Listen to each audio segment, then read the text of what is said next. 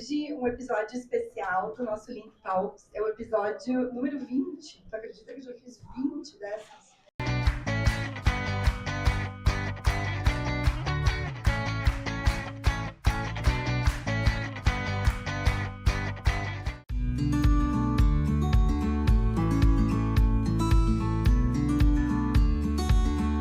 Se vocês derem uma olhadinha ali na televisão da Fear Pub, eu recolhi, algumas fotos de alguns lugares, e não são todos, que o meu amigo William esteve. Então eu sempre começo, Então o William e a Luana vão conversar com vocês. Eu vou apresentar o William e a Sheila vai apresentar a Luana.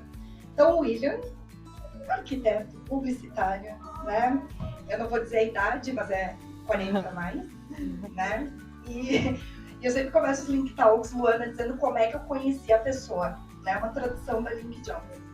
Então, nos idos 2018, acho, William, vocês sabem que eu sou muito ativa no Twitter, Eu adoro aquilo lá, brigar com estranhos, falar de política.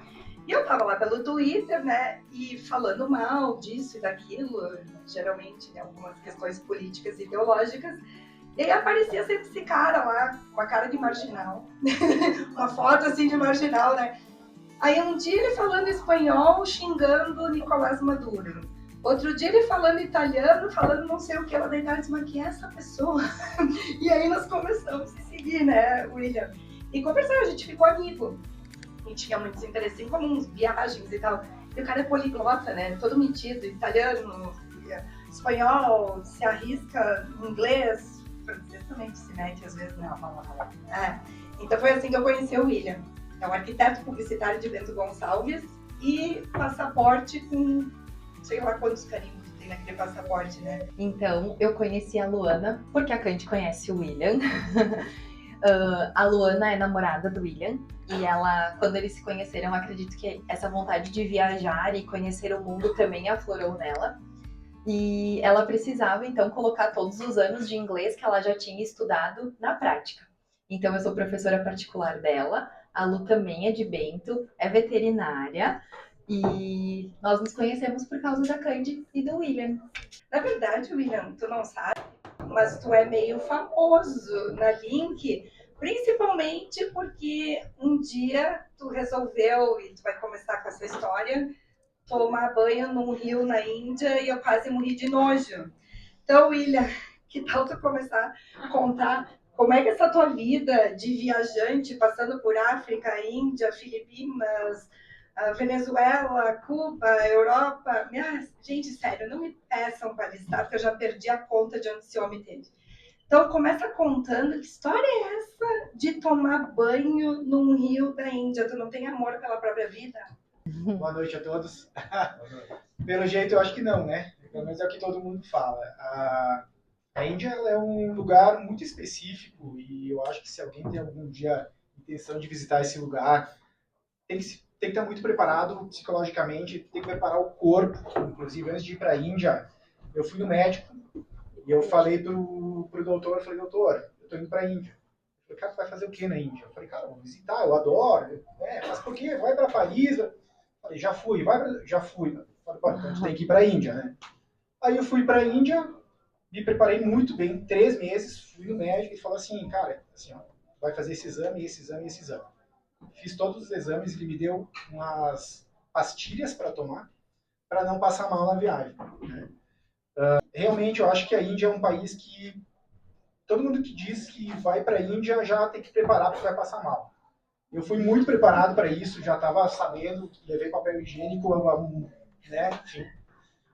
Mas eu, graças a Deus, não fiquei mal. Todos que estavam comigo vomitaram no aeroporto.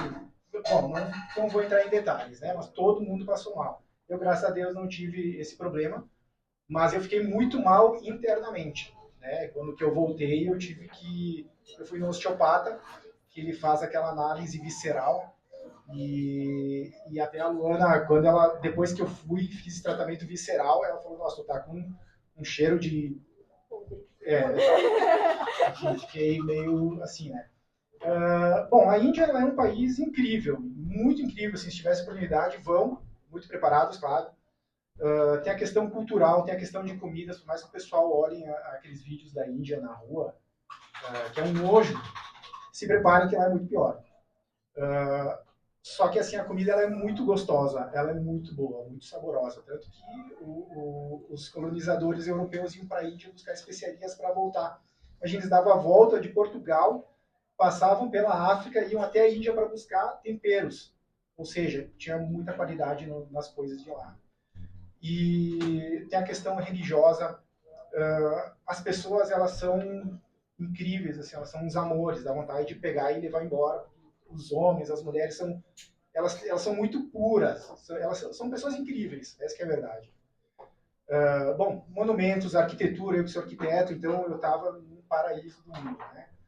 A questão do Ganges é uma coisa à parte, né? Que todo mundo me pede. Dizem, então, que na cultura hindu, quando tu toma banho no Ganges, tu renova a tua vida, sabe? Ou seja, tu zera, né? E eu coloquei isso na cabeça, falei, eu quero entrar no Ganges, né? Só que o Ganges é um lugar assim, não sei se vocês já ouviram falar o que é o Ganges. É um lugar onde é que jogam os corpos das pessoas mortas. Que essas pessoas vão ter uma ascensão ao paraíso, né? Na cultura hindu. Bom, enfim, vamos escolher o lugar onde é que a gente vai se jogar, né? Então tem que olhar bem. Eu fui em uns lugares, fiz um passeio de barco sobre o Ganges. O pessoal falou que a profundidade do centro do Ganges é 33 metros, é uma fenda de 33 metros.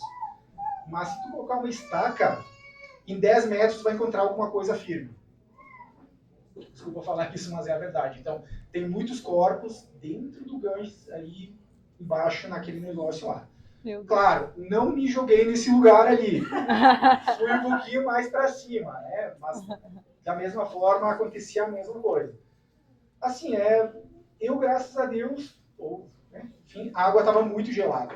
Então, quando eu mergulhei no Ganges, eu não estava pensando se tinha morto, se ia passar algumas coisas. Bom, eu sentia as coisas passando na perna.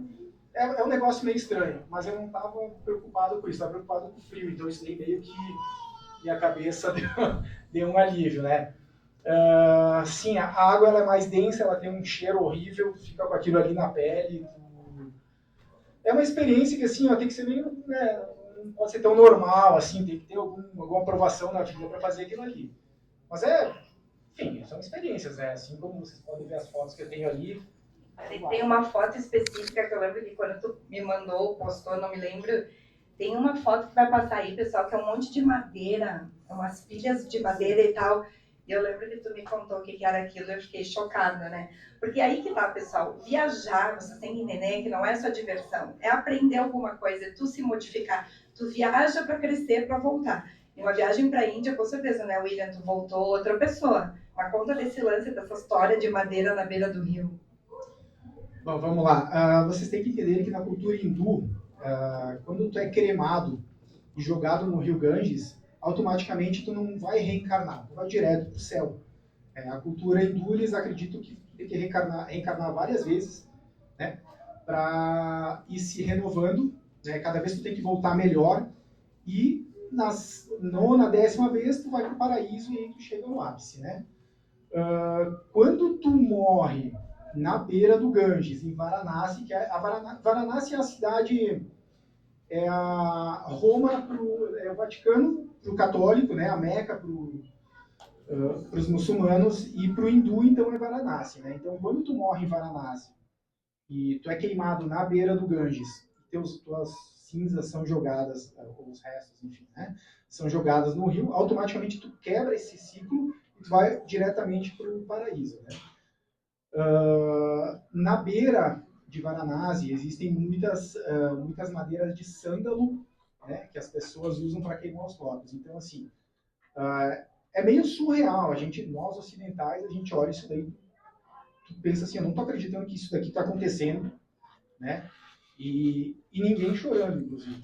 Ninguém chorando, porque assim, pro hindu, morrer e ser jogado no Ganges, vai para o paraíso, então para eles é uma felicidade morrer.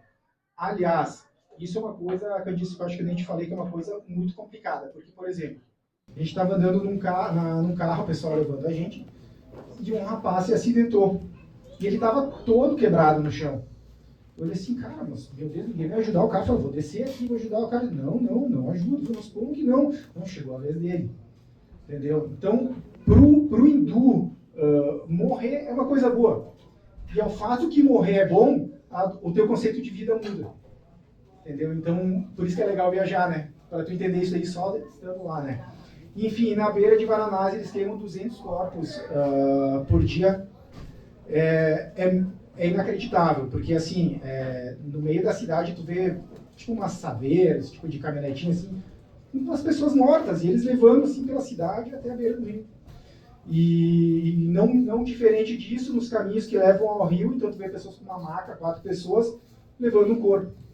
Jogam o corpo ali, colocam as madeiras de sândalo, fogo e, né?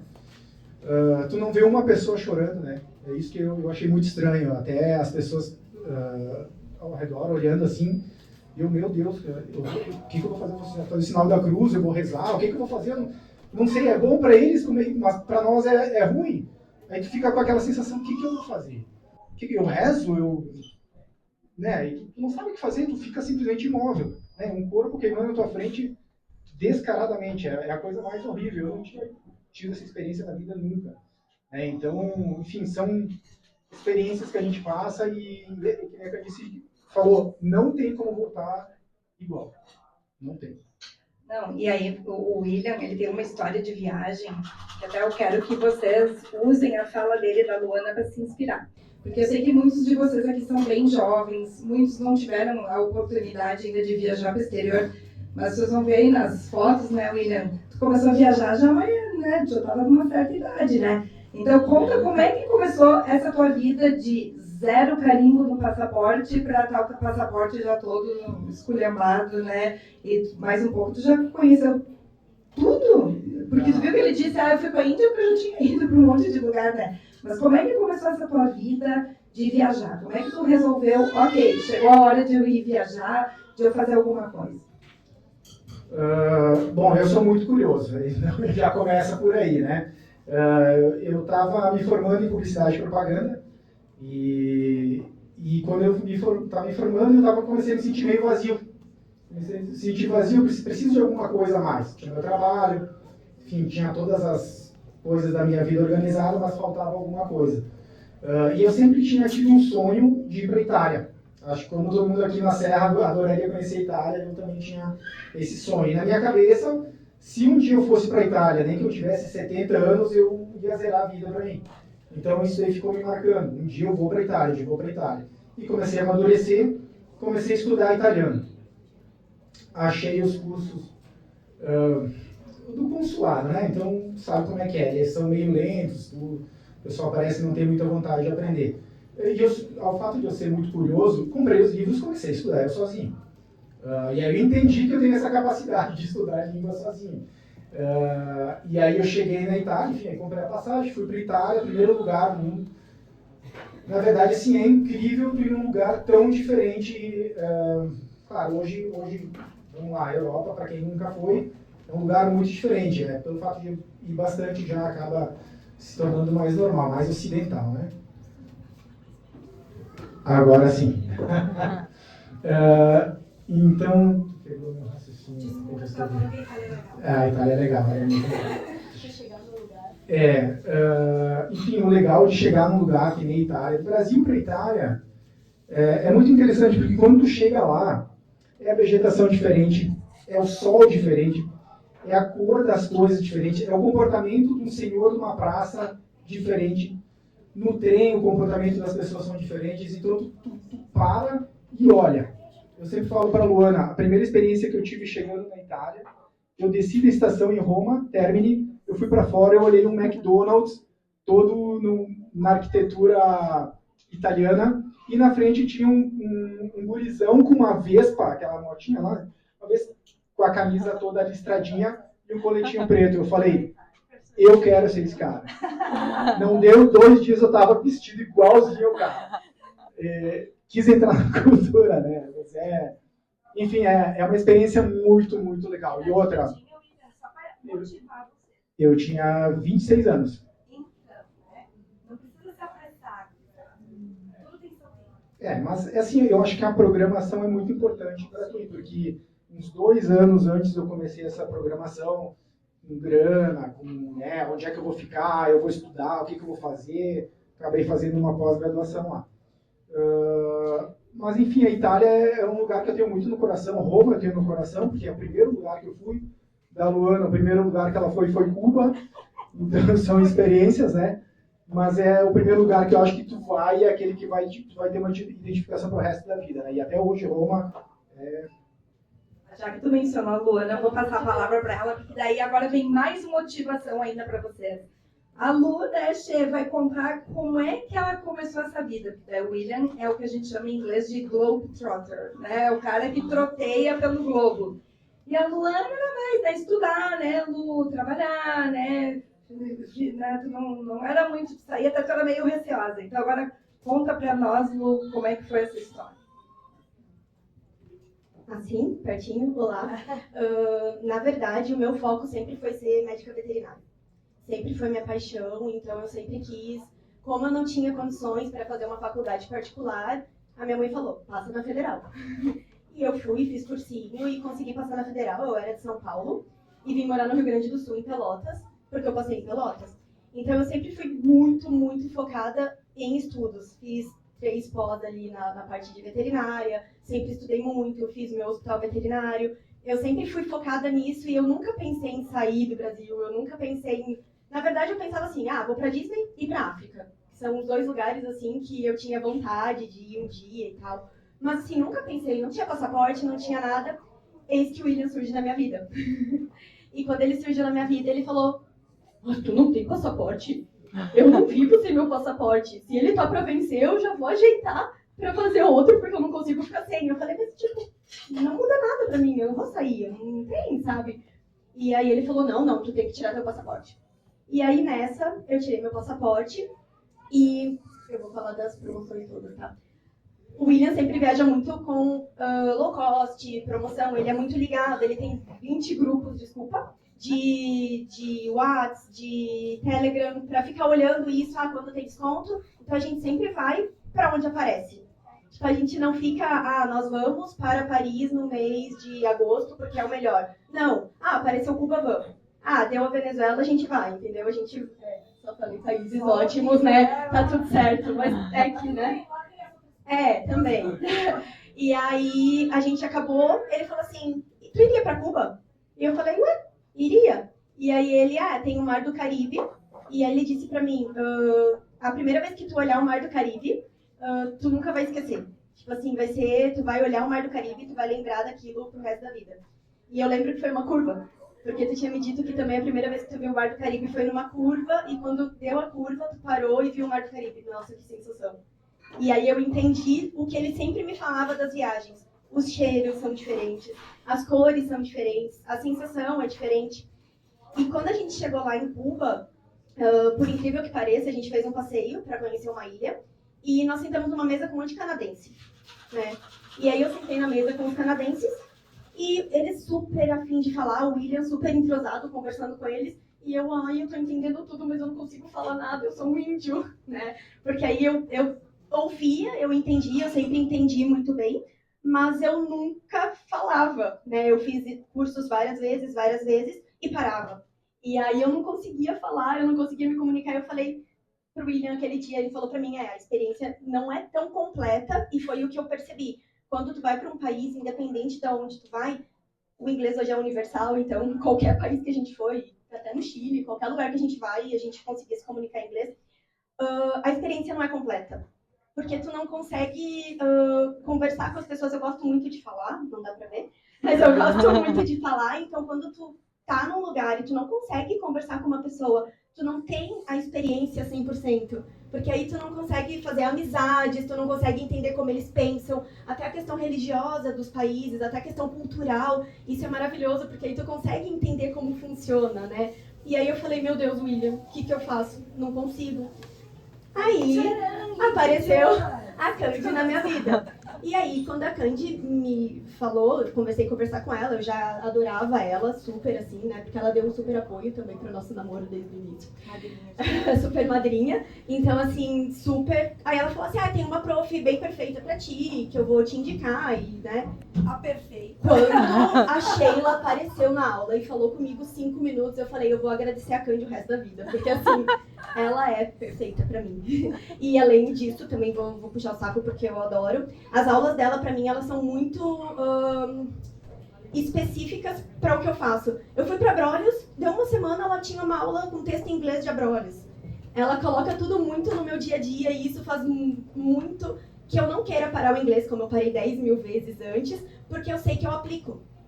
Né, eu consigo aplicar. E aí agora a gente vai pro Peru. Aí ela já vai, pesquisa de Machu Picchu, eu posto.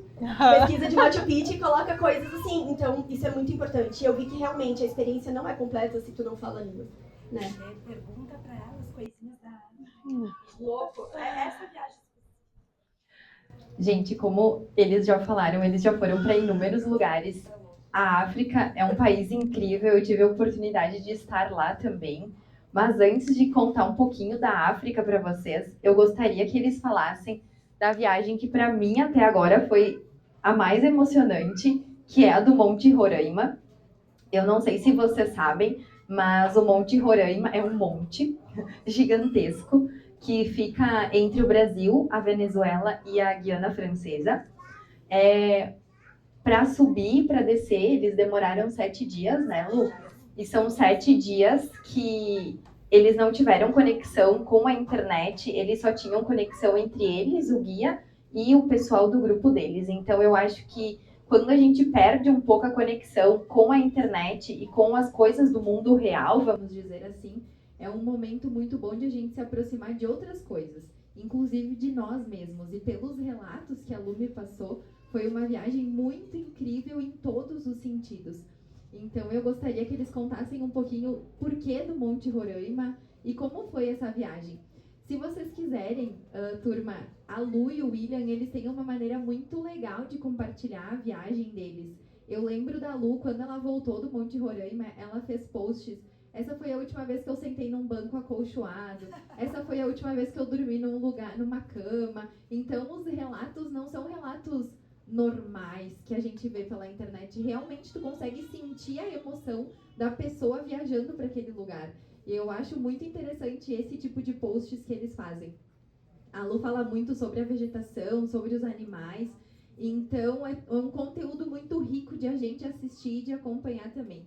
Então, Lu, como que foi essa experiência de 7 dias num lugar completamente desconectado de tudo? Foi transformador. Na verdade, depois tu explica o porquê o Monte Roraima, mas quando a gente foi fazer o Monte Roraima e eu fui ver vídeos sobre, porque quando a gente vai para algum lugar, o William me ensinou, e isso eu faço muito também, agora os dois fazem juntos, a gente pesquisa muito sobre o lugar, sobre a cultura, sobre como é, sobre o que tem que levar, sobre como... Pra gente chegar lá e estar preparado e saber toda a história do local e conseguir curtir de verdade o lugar.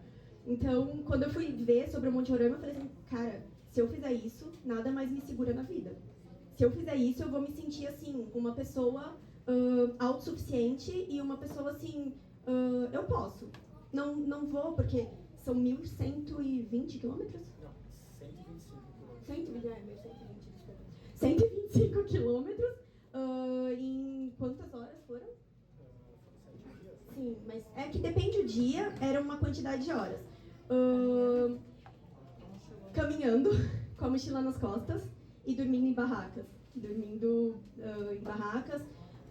E a gente caminhava, o primeiro dia acho que foram 12 horas, se eu não me engano, 10 horas. Foi um dos mais que a gente saiu de tarde, parou na beira do rio. E isso vai indo até o pior dia que eles dizem, que é o dia...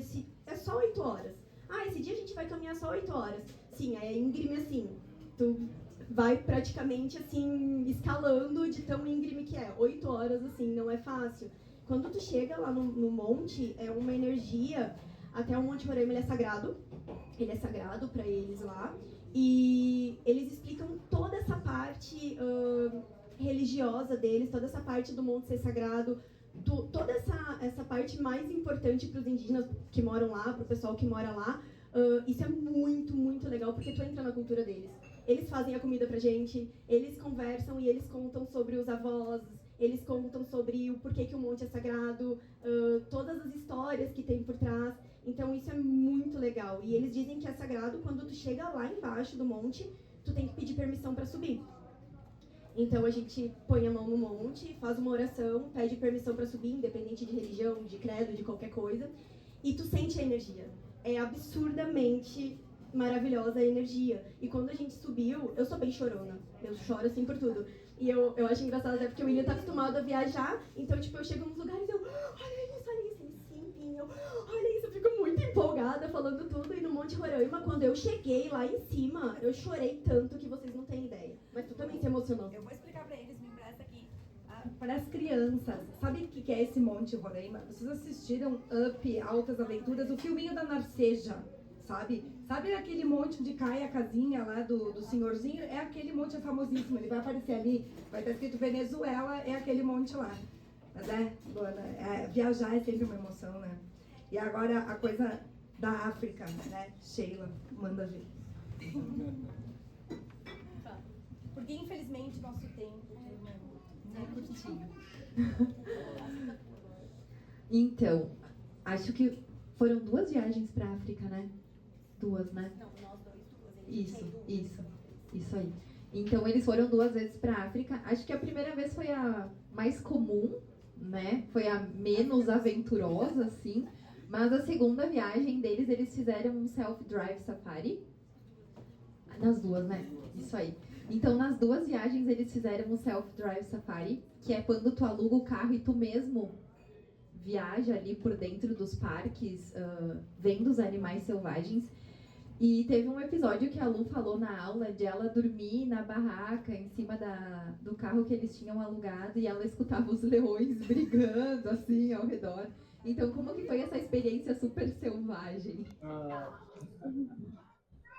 Essa do leão aconteceu faz pouco tempo, né? Que a gente tava na barraca e a gente acordou na madrugada com barulhos, e era o rugido dos leões. E isso até não era o pior, porque a gente sabia que era porque os leões estavam brigando uns com os outros e a gente deixaria a gente em paz. Mas a maior preocupação, até isso é interessantíssimo, porque assim, deve aparecer, eu acho, aí uma caminhonete que ela tem uma barraca atrás. Então imagina uma caminhonete cabine dupla, tu abre atrás uma barraca e tu dorme ali. É no meio do nada, não tem nada. Próxima cidade é 300 quilômetros, é 400, estradas horríveis, né? Quando a gente terminou essa jornada da última, agora que a gente foi faz pouco tempo, a primeira sensação que a gente teve quando chegou no hotel era não estar preocupado com as hienas estarem do lado de fora da barraca quando tu ia no banheiro. Porque a gente acordava de madrugada para fazer xixi, né? Então tu tem que abrir, liga o alarme da caminhonete, e a gente tem que estudar também sobre as hienas, né? As hienas atacam, não atacam? Como são as hienas, né? As hienas não atacam. Quem é mais alto do que elas, né?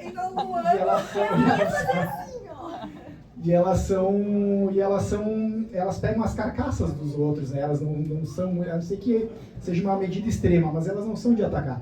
Mas de qualquer forma, tu abrir tua barraca e tu ver uma hiena lá de fora não é a melhor coisa do mundo. Tanto hiena, babuíno, acho que é. Babuíno, esses caras são foda. Né? Sério, babuíno, eles são bandidos, porque eles roubam tudo que tem ao redor, não pode deixar nada. E até a Luana viu um lugar, vamos encostar aqui pra dormir. Eu falei, mas nem pensar. Nossa, tinha uns 200 babuínos. Eu falei, nem pensar, outros caras vão entrar dentro que acabou, né? Mas, enfim, é uma experiência bacana.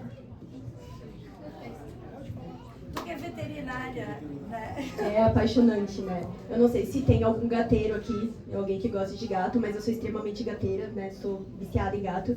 E o meu sonho era ver um grande felino, assim, solto na natureza, de perto, né? Gente do céu, os leões são gatos gigantes. Eles brincam igual os gatos domésticos. Até o William, na última viagem, falou pra mim, olha lá, eles estão brigando. Tinha uma fêmea e um macho. Falei, não, isso é uma brincadeira normal de um gato. Eles mordem o pescoço, eles se batem, eles se jogam no chão, eles rolam juntos. Isso é a brincadeira deles e eles são, assim, Então, a gente viu o leopardo, que é o felino mais raro de se ver. É pequeníssima a porcentagem de pessoas que conseguem ver leopardos. E a gente viu a chita. Na verdade, a gente viu os 3 felinos na Namíbia. Na primeira viagem na Namíbia, a gente viu chita e leões. E agora, na segunda viagem, na Botsuana, a gente conseguiu ver leões e leopardos. Mas é maravilhoso. Os elefantes, na verdade, o William falou de todos os animais, mas o que nos dava medo, e o que a gente estudou muito, e o que a gente pesquisou muito antes de ir para Botsuana, principalmente, são os elefantes, porque eles atacam e eles matam turistas em grande quantidade. Então a gente pesquisou e descobriu que ele ataca se tu fizer barulho, porque eles odeiam barulho, eles não gostam do movimento. Então a gente entendeu que eles falaram, ó, para o carro, desliga, e não corre, porque se correr ele vai correr atrás e vai virar o carro de vocês. E a gente, tá, beleza. E tu ter sangue frio o suficiente para um elefante estar vindo atrás do teu carro e tu simplesmente parar e falar, ok, fica aí, amigo. E aconteceu. O que a gente tava com medo aconteceu, tava passando uma manada gigante de elefantes. E aí o William falou, vamos passar agora que parou a manada. Só que quando a gente foi indo, a gente não viu que tinha mais metade da manada vindo. E tinha uma fêmea, acho que ela tava com 2 ou 3 filhotes, eram filhotinhos ali, e ela veio pra cima. Só que quando eles se irritam, eles balançam a cabeça. E ela deu uma patada no chão. Aí a gente parou o carro, ficou olhando, filmando, tremendo assim. Aí ela pegou, virou e saiu. A gente, tá, então, tá certo. Se forem pra lá, parem o carro e não façam barulho que eles não vão atacar. Pelo menos não é normal. E aí essa última viagem a gente fez a África do Sul, fez a Botsuana, Zâmbia, Zimbábue e parou em Eswatini, que é um reino. É um país que ele é considerado um reino. É um país bem bonitinho, bem pequenininho. Tu quer falar um pouquinho mais sobre a África?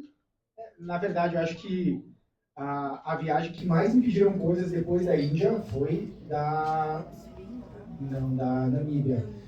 Que foi aquela capa lá que a gente tá com a Índia lá, né? Então, Fala do povo, isso aí. do povo, isso. Então, assim, é tanta história para contar, né?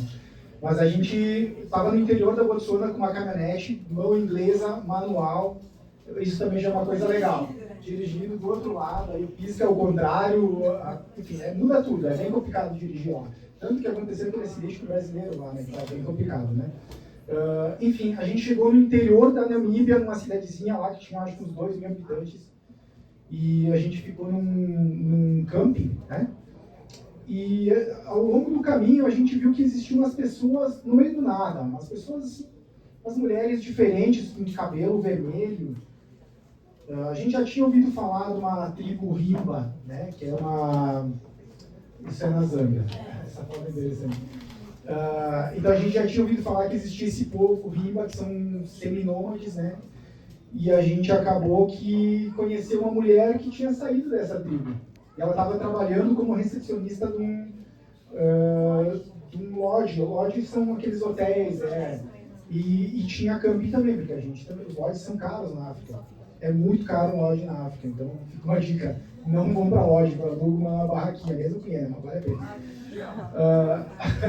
E a gente conversou com ela e começou a perguntar como é que é esse povo? Como que eles vivem? Como é que é? E eu curioso. E vai, olha que legal, tu saber inglês.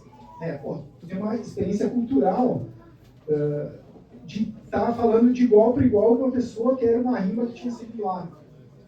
O sotaque deles é um pouquinho complicado de entender, assim, então também o teu cérebro ele trabalha bastante, mas vale muito a pena. A gente começou a conversar com ela, e aí como é que funciona lá? Não, porque eu conheço fulano, que daqui a pouco ele é um cara que foi expulso da tribo. Como que o cara foi expulso, né? Se ele vai levar nós lá, eu falei assim, leva nós, mas o cara foi expulso, falei, tem alguma coisa, não tá fechando. A gente foi lá, conversou com o cara, e ele falou assim, não, beleza, a gente vai, então vamos passar um dia aí. Aí a gente falou, vamos. Aí a gente foi no interior lá, enfim, no meio do nada, e chegou numa tribo que eram várias ocas feitas de pau a pique, assim. E o povo ali vivendo na normalidade, assim, crianças. É meio triste, na verdade, assim, tem algumas situações meio complicadas, até pela expectativa de vida deles, que pelo fato de eles viverem naquele sistema, é um pouco complicado. Mas aí eu comecei a perguntar, o que eles comem? eles comem um purê à base de milho, eles plantam milho, né? Eu falei assim, e carne? Bom, carne eles têm caça, ou os bodes que eles têm no centro tinham os bodes, né? Então eles pegavam o leite, quando o bode estava para morrer, come bode. Inclusive o leite do bode misturava com a farinha de milho e comiam aquilo ali. E eu falei, e a água? Aí eu perdi a Luana, porque ela começou a brincar com a gurizada lá. E aí eu fui com um cara que estava me levando até onde é que eles pegam a água. A água, imagina um fosso de 4 metros de diâmetro, e no meio, pequenininho assim, né? Marrom a água. E aí eu perguntei, cara, vocês tomam água daqui? Não, a gente toma água daqui boa. Mas como assim?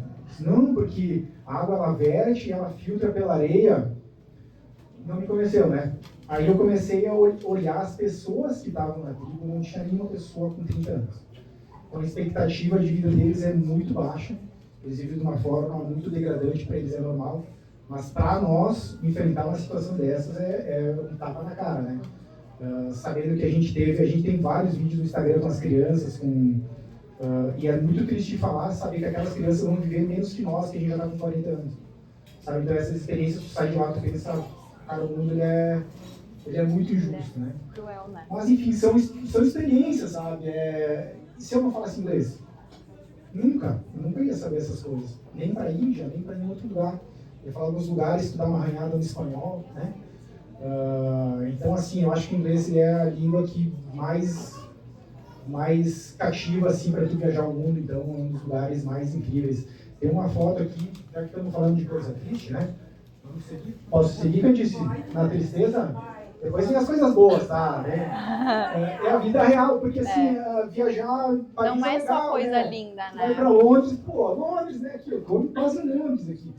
Mas assim, tem esses lugares complicados do mundo e é bom viajar, porque assim, ó, tu vai pra fora, tu volta diferente. Tu enxerga a tua cidade diferente, tu enxerga as pessoas do teu convívio diferente, tu vê o que é bom no teu lugar e o que é ruim de lá.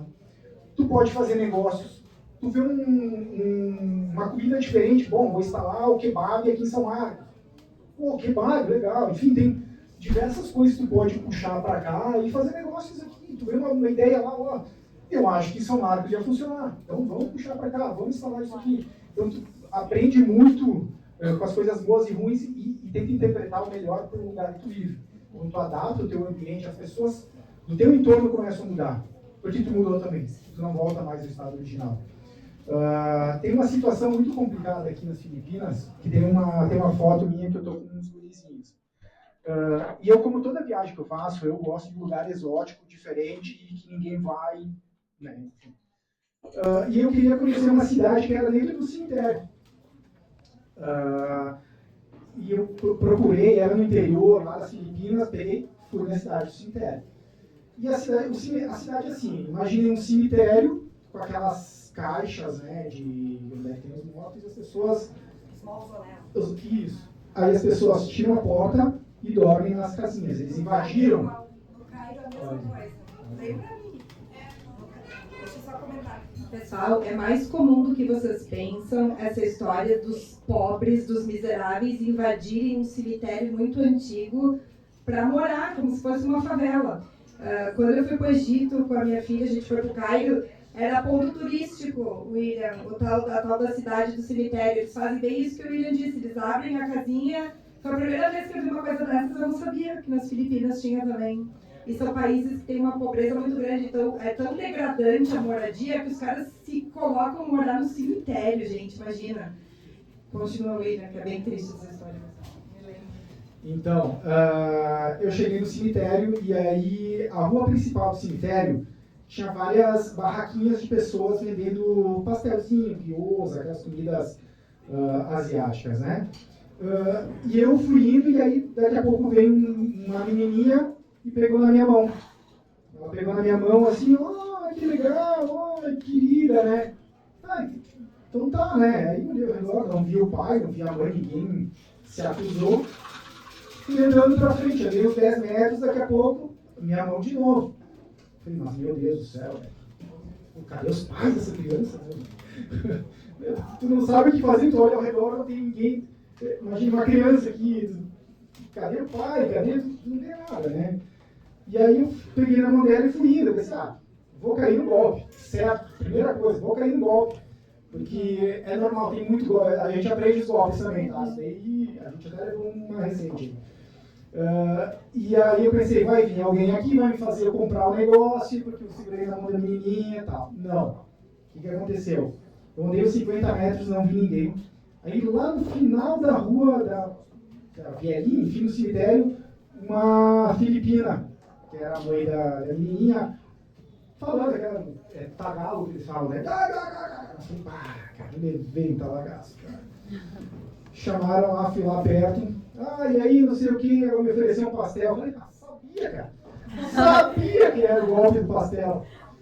Aí, não, o pastel, tá, beleza, tá. Até que é o pastel aí. Não. Eu falei, não. O que está acontecendo aqui, né? E aí, assim, eles vendiam na frente da moradia deles. Tinham 8 crianças dentro daquela coisa do cemitério, né? O pai, a mãe e 8 crianças. E tinham 6 lugares para dormir. Eu acho que os pais dormiam no chão, mais abraçados com a turma ali. E eu falei, nossa, que estranho, cara, não querem dinheiro. Aí eles começaram a tentar falar inglês ou misturar. O que está acontecendo aqui?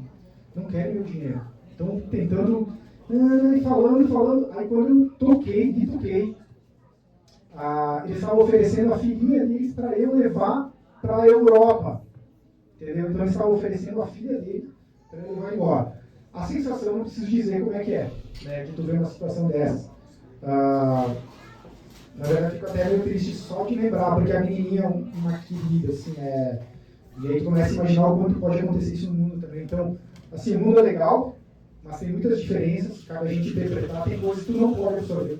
Na Índia também tu não pode absorver. Se tu comprou o problema dessa pessoa, na Índia, tu vai estar junto com ela. Então, vocês não podem absorver os problemas desses lugares muito exóticos, né?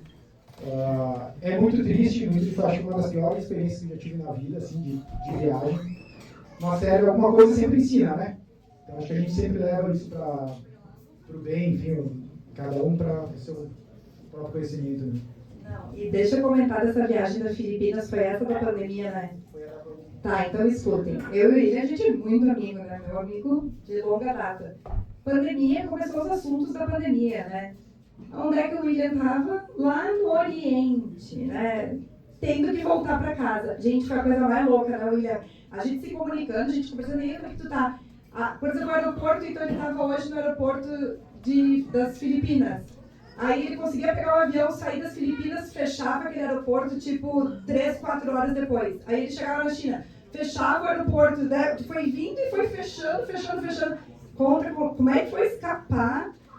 Porque por pouco tu não fica preso lá, William, porque tem disso, tá? Turma, viagem tem que ser muito bem planejada.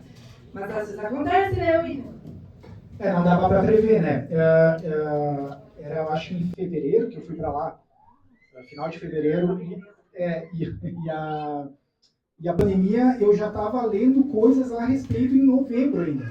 Aqui chegou, acho que em janeiro, fevereiro, mas eu já estava lendo que estava acontecendo isso. E aí começou China, morrendo gente. E aí o segundo país que mais estava morrendo gente era as Filipinas. Que bom. Eu nem tinha saído ainda. Eu vi que tinha as Filipinas. Falei, bom, mas é na ilha tal, tá do outro lado. Bora, vamos lá. Aí eu cheguei nas Filipinas. Lá não se falava muito esse negócio de Covid.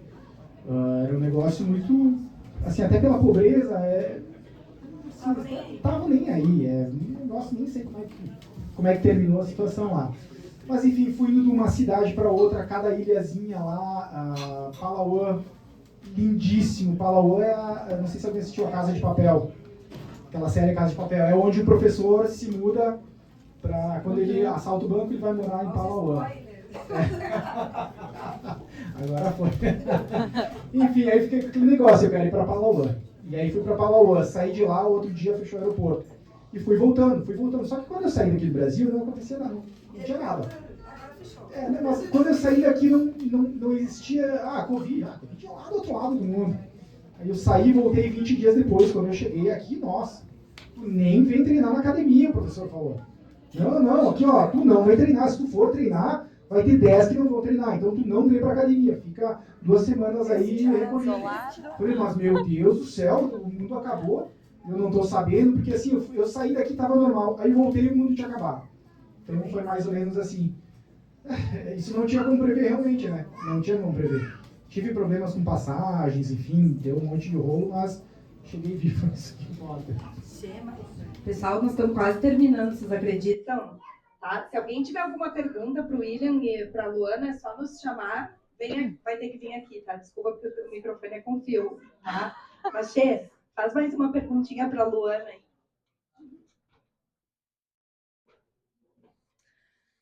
Lu, de todas as experiências que tu teve até hoje, qual foi a que mais te marcou positivamente? E eu quero que tu também conte algum perrengue, porque a gente também gosta de saber, assim, uns perrengues chiques.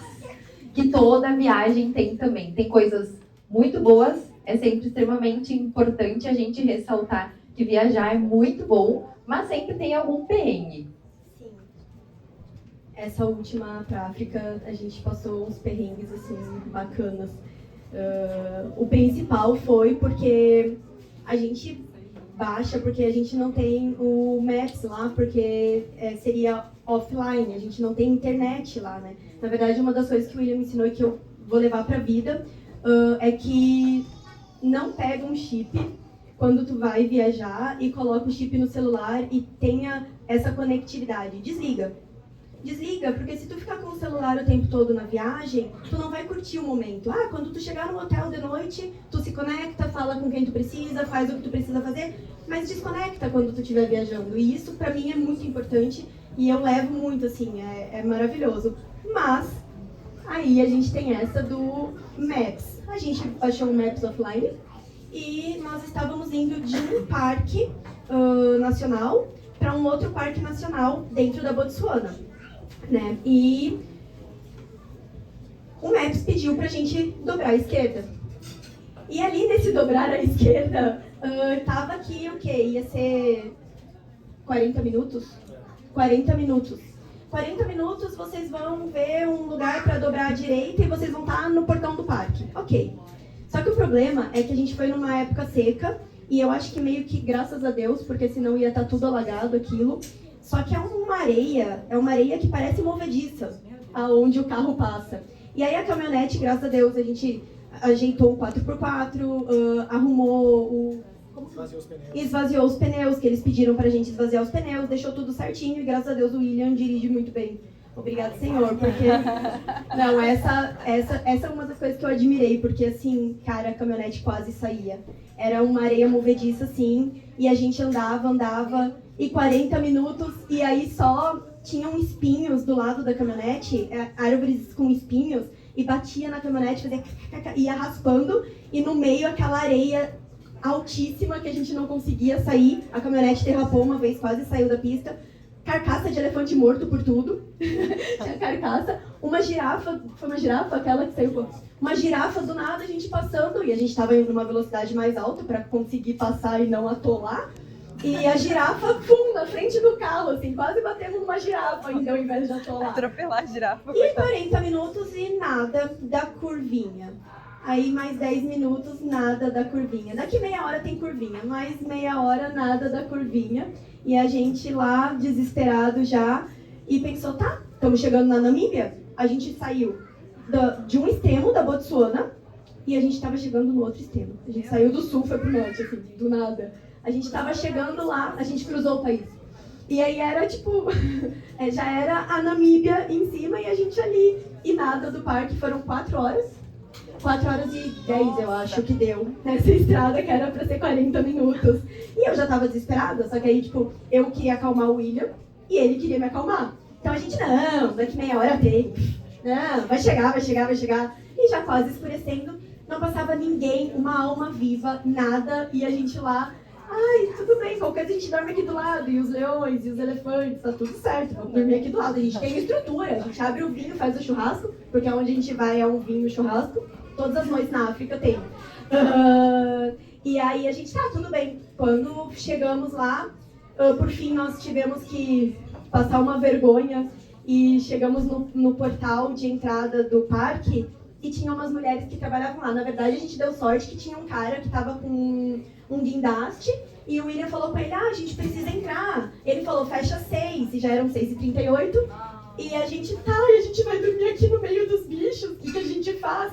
Aí ele falou assim, eu tô com a chave aqui, eu preciso entregar para as mulheres que cuidam do parque, né? São as cuidadoras da estação. Vão ali e conversem com elas. Aí a gente foi, o William pediu para elas, importância de falar línguas também. O William pediu para elas pra gente dormir lá. E elas, sim, tem a casa aqui, estacione a caminhonete, podem ficar, se precisar de água quente tem e tal.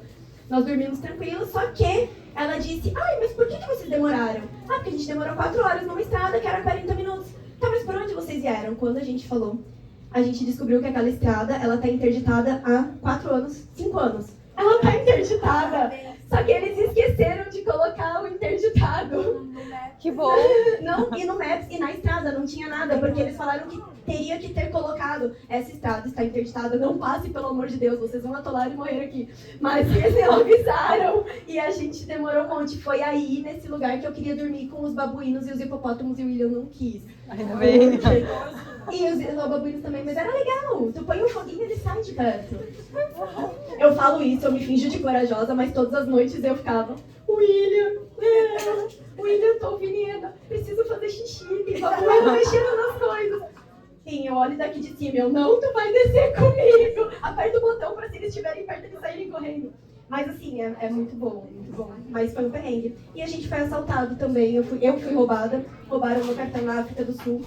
Eu acho que a gente foi a gente tava tão preocupado ali na Zâmbia, no Zimbábue, de ficar olhando para os lados, de ser roubado na Zâmbia, ser roubado no Zimbábue. A gente estava tão preocupado que a gente chegou na África do Sul, a gente baixou a guarda. Tá tudo bem, passamos dos países perigosos, que nem eram perigosos, o pessoal é maravilhoso, a gente amou. Chegamos na África do Sul, agora tá tranquilo, imagina, ninguém vai fazer nada. No posto, o cara passou um golpe na gente do cartão, passou em mim, falou que tinha que colocar o cartão para pagar o estacionamento do posto, que a gente não tinha abastecido. E nesse ínterim ele foi me enganando, conversando com o William, e levou o meu cartão. E aí assim, aconteceu uma coisa muito engraçada, porque eu conto assim, porque eu tenho muita fé assim, em várias coisas, e isso é uma coisa que foi muito importante para mim, porque o meu app do Sicredi nunca abriu no exterior, né? Nunca abriu, ele não abre. Tentei em Chile, tentei em Cuba, tentei todos os lugares que a gente vai, eu nunca consegui abrir meu app do banco. E eu ligava aqui pro banco, só que aqui no Brasil ainda eram 8h30 da manhã, 9 horas, abre às 10, e aí não tinha como falar com a minha agência, só pelo WhatsApp.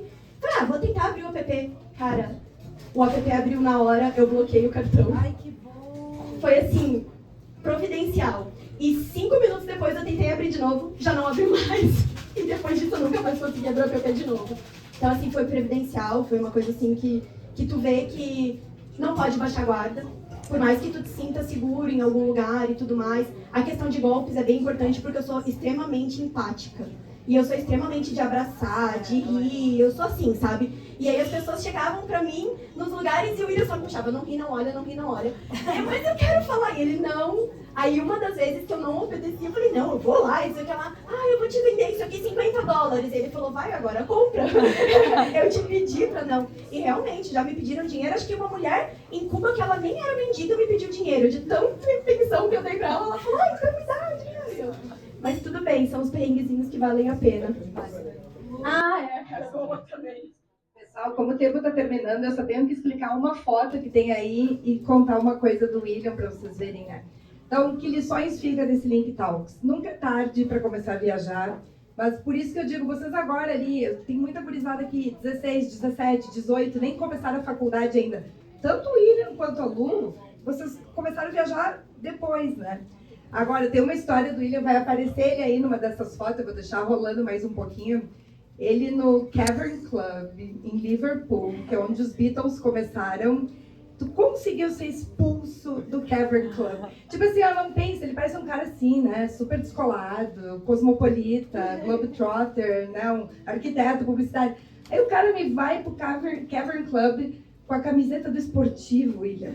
Tá? E aí ele vai expulso. Conta essa história, né? Como é que tu conseguiu a façanha de ser expulso do Cavern Club em Liverpool?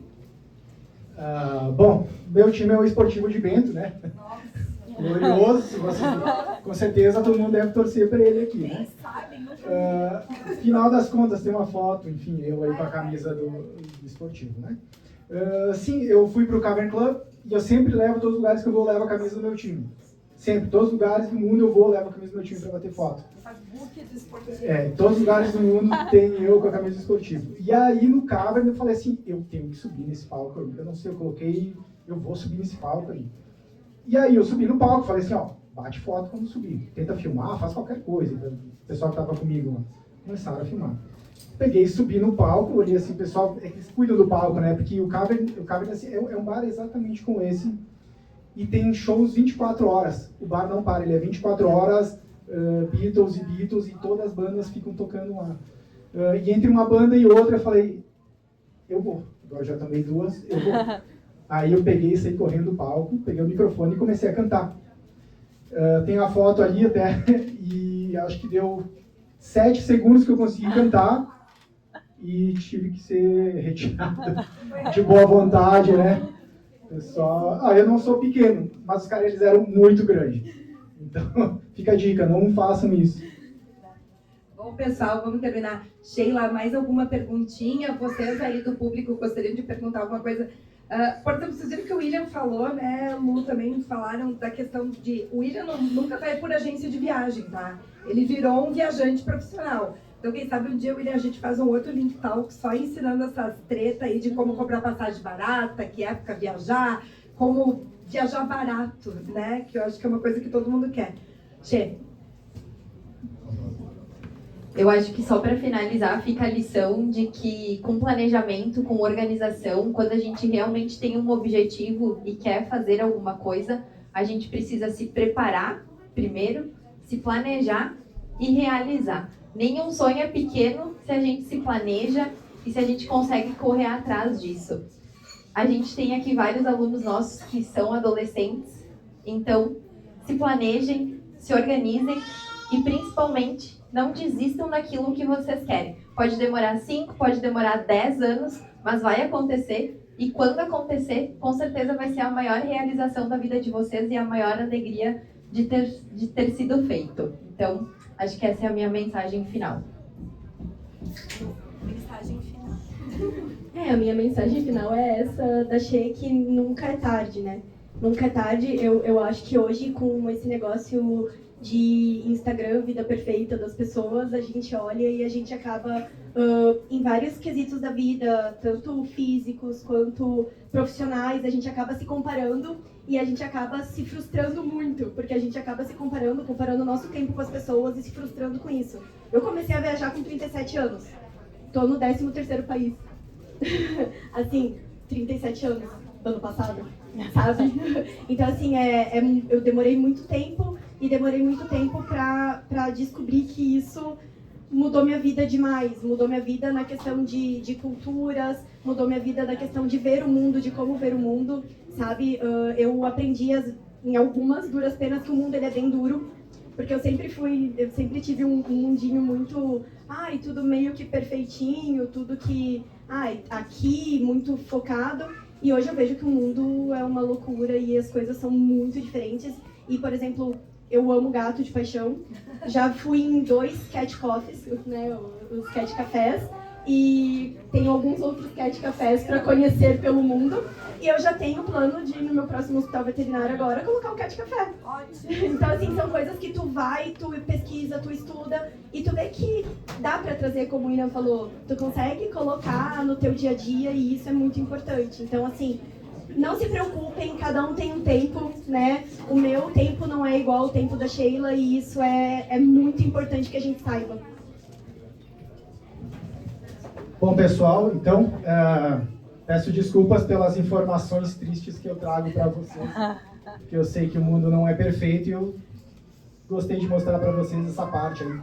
O mundo é muito lindo, tem muita desigualdade. Eu acho que, assim, por uma primeira experiência, vão para lugares legais. Vão para a Europa, vão para os Estados Unidos, vão para a Austrália, vão para lugares legais que vocês possam se inspirar para trazer isso depois. Essas experiências podem deixar para depois. A não ser que vocês fossem muito curiosos, assim, muito curiosos. Mas vão para lugares legais, assim, absorvam a cultura, tragam para cá, instalem negócios novos, né? Acho que a sociedade ela precisa de cabeças pensantes. É verdade. Exato. Então, quando tu vai para fora, tu volta com a cabeça, o teu mundo diminui. Hoje, para quem nunca saiu do Brasil, tu fala em Japão, meu Deus, é que nem ir para Marte. Para mim, ir para o Japão é pegar um avião e ir para o Japão. É muito simples, claro. Tem dinheiro, tem programação, planejamento, toda essa questão. Vocês já pensaram, se eu pego meu celular agora, eu entro num site, eu compro uma passagem, amanhã eu posso estar embarcando para o Japão? Quando eu comecei a viajar não era assim. Tinha muita programação, não era essa facilidade. Era caro, era difícil. Vamos lá, são 20 anos. Né? Vai, peguei minha idade. Enfim. Outra coisa, pessoal, a dica que a Luana falou, quem quiser pegar cartão, chip de celular para usar no exterior, ok. Facilidade, não falo muito bem inglês, usa, ok. Mas a experiência completa de tu não ficar o dia inteiro mexendo no celular é muito boa. Sentir a coisa. A gente passou uma semana em cima do Monte Roraima com pessoas de vários países sem internet. Aí eu falava muito espanhol com uns, falava português com outros, inglês com outros, enfim. E tu se conecta com mais pessoas. Se tu tem internet, não vai acontecer isso. Né? Então, assim, outra coisa, não viajam para aparecer, não viajem para aparecer. Tenho muitos amigos que me falam, cara, abre um canal no YouTube. Eu falei, não, cara, eu viajo para mim, não viajo para os outros. Você fala assim, não, mas então abre teu Instagram. Pessoal, meu Instagram tem 100 seguidores. Eu não abro para ninguém. Se vocês quiserem, hoje eu abro para todo mundo que estiver aqui, mas eu não abro para ninguém. Tem muito conteúdo. Se vocês me chamarem para fazer uma viagem, eu vou ajudar. Tá? Isso é... Estão ganhando um brinde, hein? Quem adicionar hoje, eu vou adicionar todo mundo. Eu não tenho as minhas irmãs no meu Instagram, tá? Para vocês entenderem. Então, assim... Deixa eu dar uma dica. Quando vocês chamarem ele para adicionar o William e a Luana, vocês coloquem assim, ó... Tu tava na link, bota hashtag link, cupom link. Não, é legal. O William tem muito a mostrar e ensinar para vocês, né? William, mais uma palavrinha final. Então é isso daí, pessoal. Obrigado por todos terem vindo aí. Eu espero ter agregado alguma coisa para vocês. Peço desculpa pelas notícias tristes do mundo, mas o mundo também tem disso, né? Então, muito obrigado e boa noite a todos. Uma salva de palmas.